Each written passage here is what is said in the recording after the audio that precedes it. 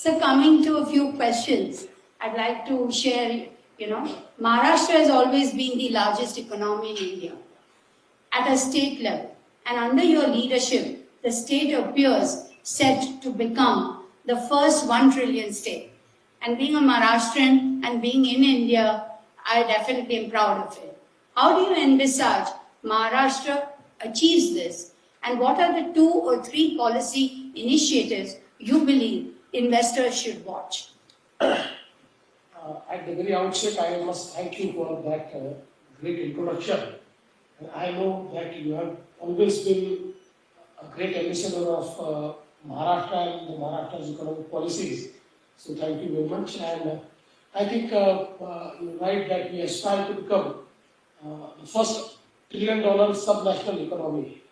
And for that, we actually had one report from our Economic Advisory Council, which has actually recommended how to invest and leverage several sectors. And now through Mitra is our state avatar of Niti Aayog. So through Mitra, we are actually now pursuing all those recommendations. Having said that, there are certain things which we are trying to do. Especially our always focus has been infrastructure-led development, and we are actually taking up few more big-ticket infrastructure projects across the state, not just in the NMR region, but across the state. So one thing is infrastructure-led growth. Second is policy-led industrialization. So whether it is EV policy, whether it is logistics policy, whether it is Industry 4.0, advanced manufacturing, all these things we have created policy around that, and now we are getting huge investment into that. And I think these all new industries are absolutely accelerating our growth. And the third pillar is, of course, tech-led governance, because I think all of us know that unless the governance is smooth, unless it is inclusive, and unless it is equitable, I think we will not be able to achieve this economic goal. And that is why the entire governance is now digital. It is more of use of technology, AI in governance. On these 3 pillars, we wish to build the entire economic model. And so far, we have been quite successful. We have, as you rightly said, this year we have attracted 40% of the FDI. We are attracting investments into all sectors. We are all set to become EV capital of India very soon. So I think we have already started our journey, and hopefully we will complete it in a stipulated time. Thank you, sir. As a manufacturing powerhouse, Maharashtra is also well placed to a major beneficiary and can become the major beneficiary of Make in India, which is what we all are hoping India will really attract. What do you think, sir, the path of this success sector, in Maharashtra, and how should we really look at it for a decade? Because many big companies have come here. Sir. Yeah, so I think you are absolutely right. Maharashtra has been the biggest beneficiary of Honorable Prime Minister Modi's Make in India. And the strength of Make in India, we have recently seen during Operation Sindoor that what Indian defense manufacturing can do. And I think for the defense manufacturing, although the clusters are in UP and Tamil Nadu, but the real defense manufacturing hub is Maharashtra. So it has evolved as a great manufacturing hub in defense. You know that now Maharashtra accounts for around 60% of our data center capacity. Maharashtra is already, Mumbai is a fintech hub, Maharashtra is a startup hub. It is already, and so far as manufacturing is concerned, I think we can see huge interest from the global community.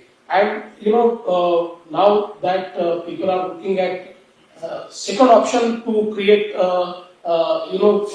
contribute to the global supply chain, India stands a very great opportunity. And I feel that we are absolutely eager to, catch that opportunity.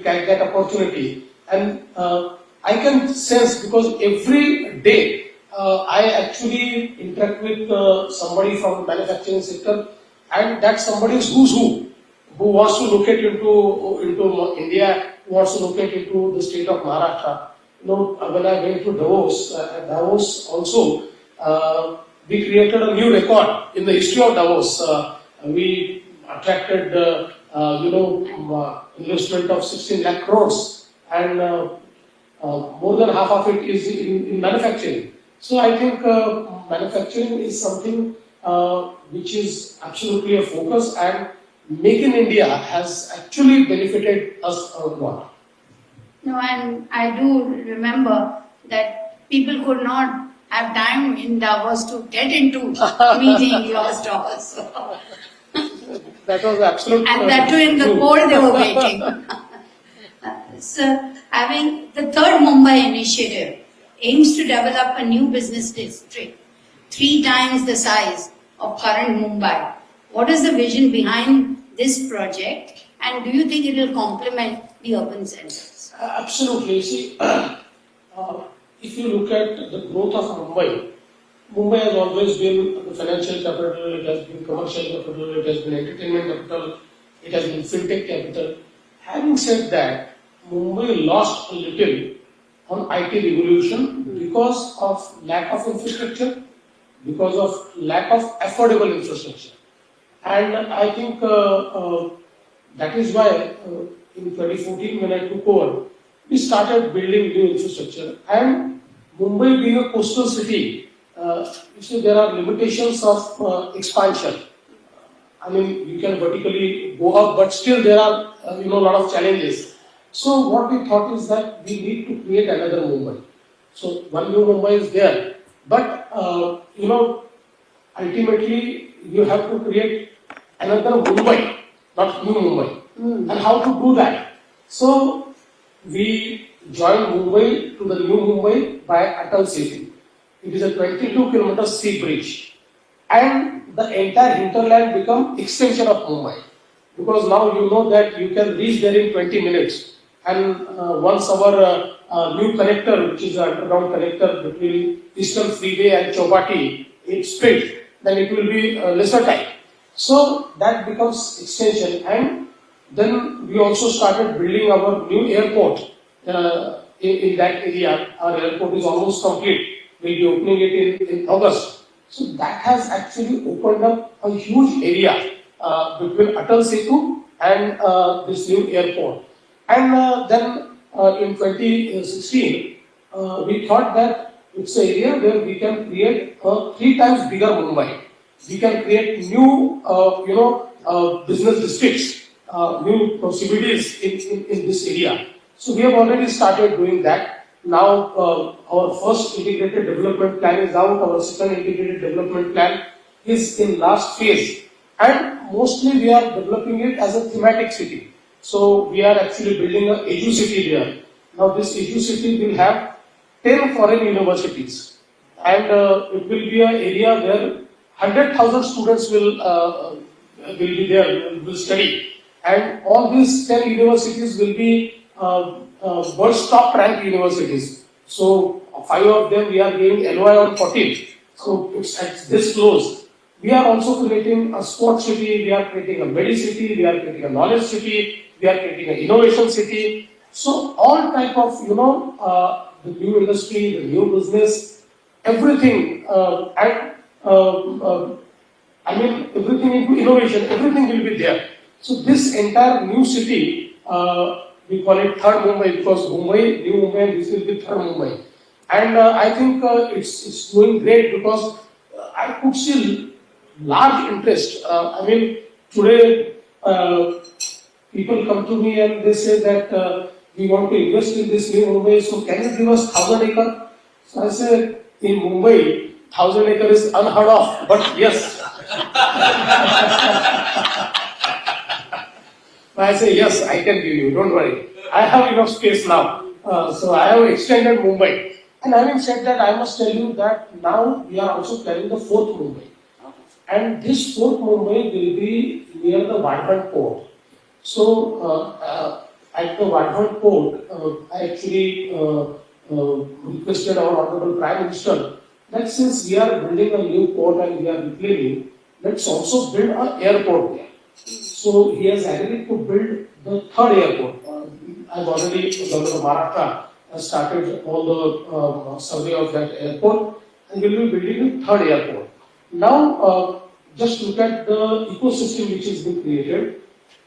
India's largest port, which will be amongst first airports of the world, one of the biggest airport, a stop of a bullet train, and this coastal road, I intend to take it to Vadhavan. So that will create such a great urban ecosystem that the fourth Mumbai will be created there, and we have already started planning that.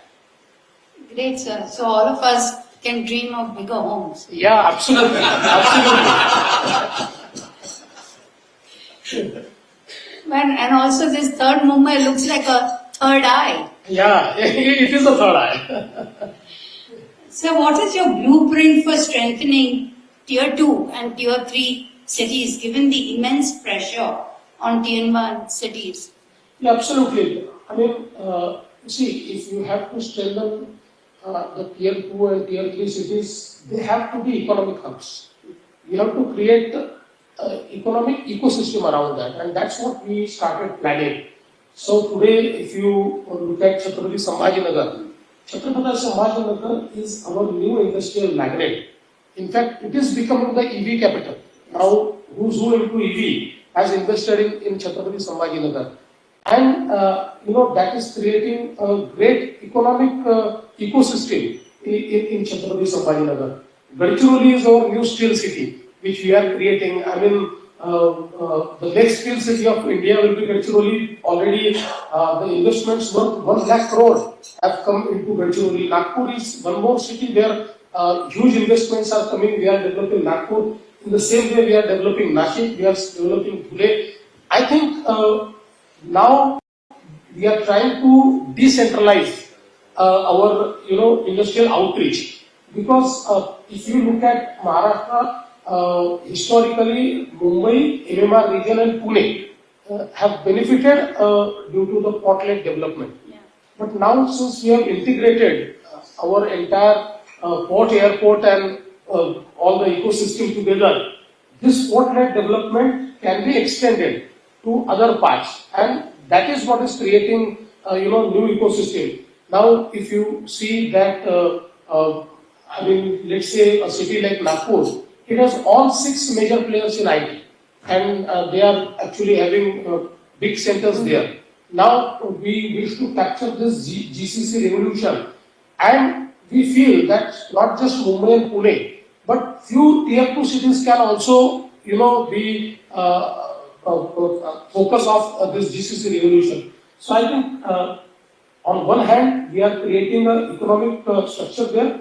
On the other hand, we are focusing more on creating infrastructure in those cities, because ultimately, if you want businesses to locate into these cities, they have to have life. You have to create infrastructure. You have to create life. That is also a focus. So we are focusing a lot on the sustainability elements of those cities.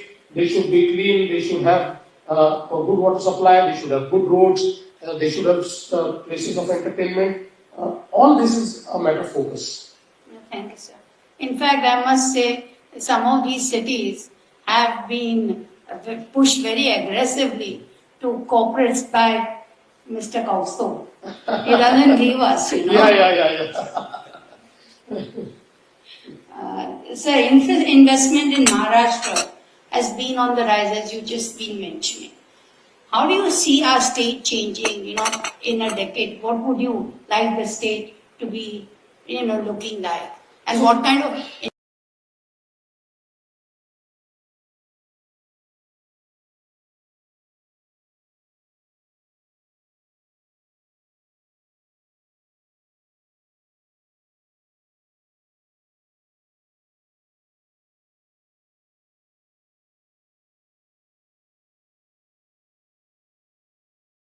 investments do you think there is an opportunity for investors to bring in? So let me tell you now, initially when I took over this time, I made a 100-day program. The 100-day program was more focused on, giving a roadmap to all the departments that this way the government will work. Now I have completed successfully 100-day plan, and now I have given a 150-day challenge to the administration. And one of the things which all departments have to do is to create a roadmap for Maharashtra 2047. So, as rightly created a roadmap by our Prime Minister, Vikasit Bharat, we are now creating a roadmap of Vikasit Maharashtra. And in this roadmap, actually there will be 3 stages. So, the long-term vision will be Maharashtra 2047. The short-term vision will be Maharashtra 2029. This vision of 2029 will be backed by a plan for every year, and there will be a mid-term vision for Maharashtra 2035. And every department, let's say the industries department, the health department, the urban development department, everybody has to set the target. What they envisage, what they see, what they want to do, and they also have to come up with the investment strategies and the opportunities in all these sectors. So I think we wish to catch the changing world. Today, all of us know that AI is changing the face of business and industry at a very fast pace. We are integrating now AI into our administration, in our governance, and we have given a task to all the departments that, look, you have to be future ready. So while creating this entire plan, you have to also assess what impact AI will have in your sector and how that will create new investment opportunities, how it will create new strategies. And I think that's what right now we are trying to do. And once we create this plan in 150 days, by 2nd of October, this plan will be ready. I would love to share it with people like you who can actually comment on that, and you can also advise us how to frame the strategies around that. Thank you, sir.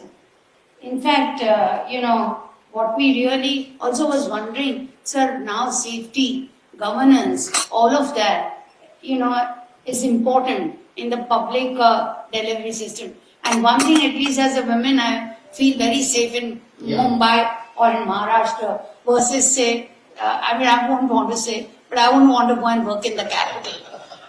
So, sir, how do you really, ensure with this kind of scale, how do you bring, because that's something foreigners always worry about. No, I totally agree with you, and especially, now today it's more than the street crime, the cyber crime is something which is very important.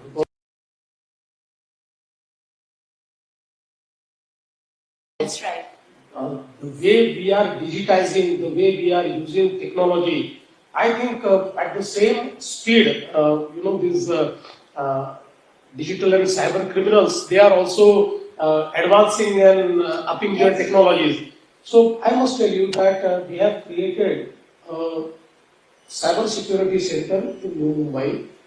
I would dare to say that it is the most advanced center of the country. We have practically all tools. We are equipped with every single technology. We have every single license to deal with cyber crime and to deal with all these digital breaches. And we have also integrated all the social media platforms, all financial institutions, banks, private institutions together and brought them on a single platform. And I can say that in a shortest time, in fact, we can intervene and we can detect what has happened and we can prevent also.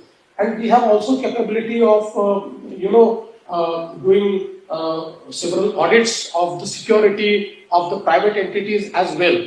So I think we are absolutely future ready right now. And we also, actually, I must tell you that government normally doesn't do this, but when we realized that we have made a great facility, so we decided that we should also do business, and so we actually converted it into a corporation, and now this corporation is actually building same cybersecurity centers in 4 states, and now two national governments, two countries have approached us. They have come to our cybersecurity center, and they have given us offer that you come to our country and also create this cybersecurity center. So we are actually, I think that it's very important that today, the data security, personal security, everything is very important, and we are working around that.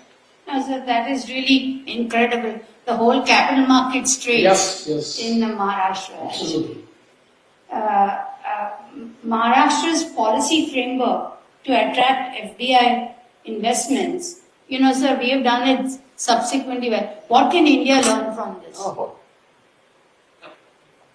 I must tell you, see, what a foreign investor actually looks at.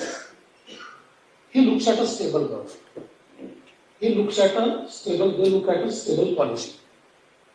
And I think at the federal level, at the central level, they can see absolutely strong government, and they can see absolutely stable and predictable policies. So they want the same in the states, because ultimately you have to invest in a state. They look at the states where they find that there is a responsive government, there is a government which has a very clear vision and which means business. And in Maharashtra, we have always said that. We try to help the investors end to end. I mean, we always try to create an experience for the investors. My office, also there is a dedicated cell in my office that has to look only after the investors. So whenever we know that a valued investor has come, then my office actually contacts them, they do everything for them. And our now new portal which we have created, Maitri, this is absolutely end-to-end digital solution for any type of investment. Our investors department is running this portal, and initially we used to say that this is a single window system, but after entering the window, there used to be several doors which you have to knock. So now it's no more the case. Now we have entirely digitized all processes. Backend digitization has been done. On a Maitri portal, it's an absolute seamless experience for an investor.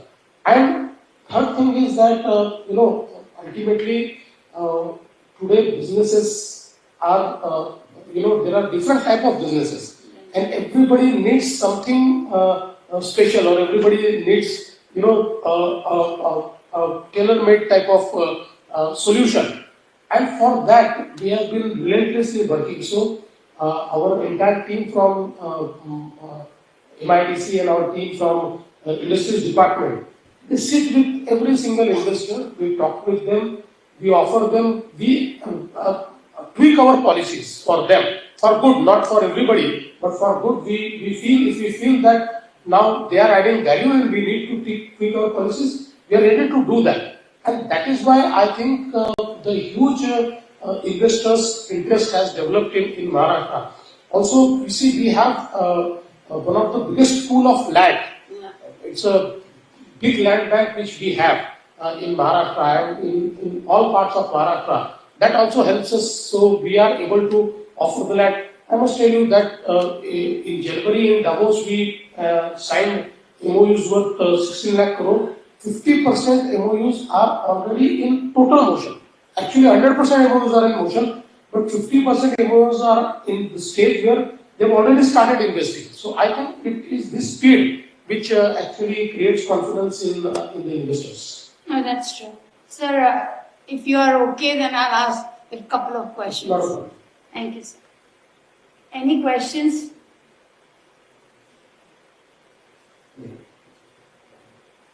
Is there any mic or?